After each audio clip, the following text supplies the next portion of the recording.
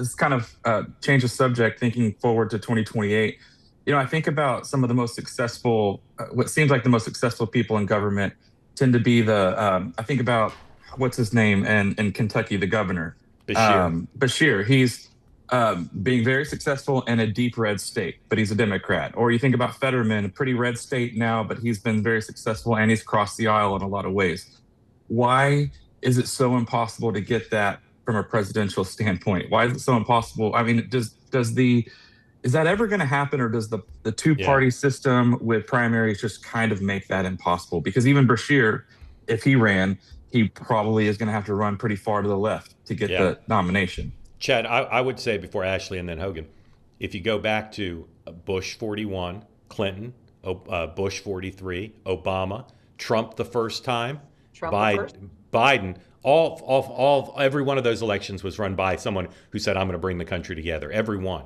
So it's the norm. It's not the exception. Trump 24 was an exception, but otherwise, that's what we've elected. Now, the problem is, even though all those people, with the exception of Trump, largely dedicated their careers to bringing the country together more than most politicians, they all failed. So it's not the question of who we elect. It's a question of whether they can succeed. Ashley.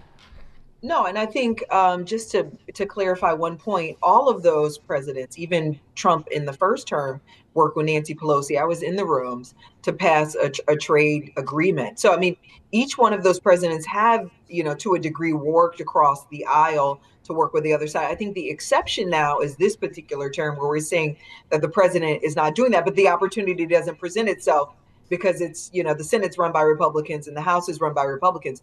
But there could have been some concessions made around the shutdown. And I think what's unique about that particular shutdown versus any other, it feeds into your point, Chad, which is the president actually doubled down and weaponized the shutdown to punish Democrats, Democratic states, Democratic projects in New Jersey and Virginia. I mean, he, decided that he wasn't going to feed, go to court to not feed millions of children food. So, I mean, that's the position we're in now. Is we've never seen this sort of attempts to not work across the aisle to do what's in the best interest of the country. In previous administrations we have, I think this one is unique. Hogan. All right. First of all, he did have Hakeem Jeffries and Chuck Schumer in the Oval Office to have the conversation about the shutdown. I think it's important to point concessions. The entire funding bill was Biden era level funding. It was COVID era level funding that was voted on by the Democrats 13 times prior to that moment. So the concessions were made on the Republican side. They put something clean forward. As it relates to Bashir, for example, those kind of Democrats, as I mentioned before, the Fetterman's in Pennsylvania. That's not what Democrats want. In fact, they're trying to primary Fetterman right now and get rid of him.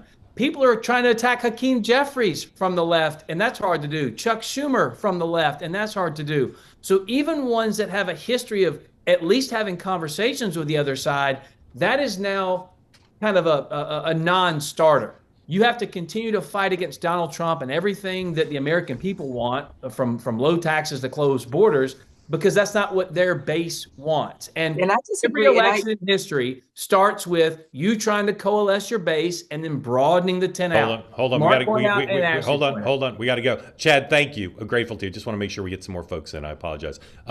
They say that something that's easy is like a walk in the park. Well, easier than a walk in the park, hit the subscribe button, be part of the two-way community, never miss an episode, be part of our conversations. Thank you for your service to America. And don't forget, you can now listen to the morning meeting and Two-Way Tonight on Apple, Spotify, or wherever you get your podcasts.